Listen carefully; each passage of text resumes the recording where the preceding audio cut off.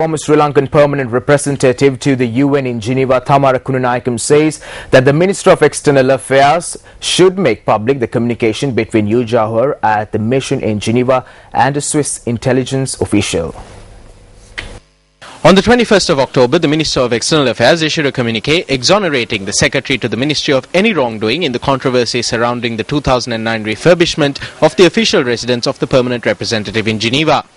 However, Thamara Kununayakam, who was the permanent representative when the communication is supposed to have occurred, had this to say regarding the procedure to be followed when making such a communication. The ambassador would instruct the consular officer concerned to prepare what is called a note verbal or a third-person note, which is a note which is sent. There's no signature to it. It's not addressed to any person that is named. It's addressed to the ministry, the foreign ministry of the country concerned, or the equivalent of the secretary of the foreign ministry.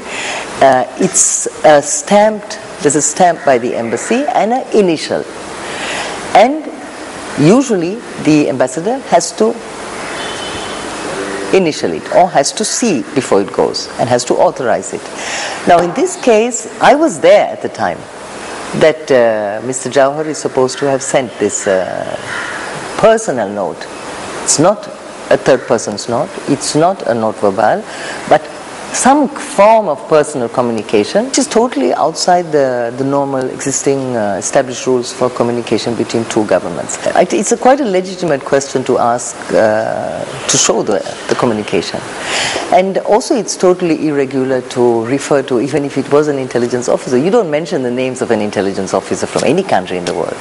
I mean, what is the credibility of Sri Lanka now vis-a-vis other countries, even our own allies, who will say, well, I mean, they'll be very careful about communicating with us because we could suddenly release the names of the people and put their officers in danger. Meanwhile, at a media briefing convened in Colombo today, journalists questioned Minister Mahinda Samarasinghe, who also frequented Human Rights Council sessions in Geneva in this period, regarding the Geneva Gate controversy. No, I convened this media briefing today to discuss the budget proposals. We will talk about that separately. We will keep Minister G.L. Piris next to us and talk about it. I know what you came prepared for.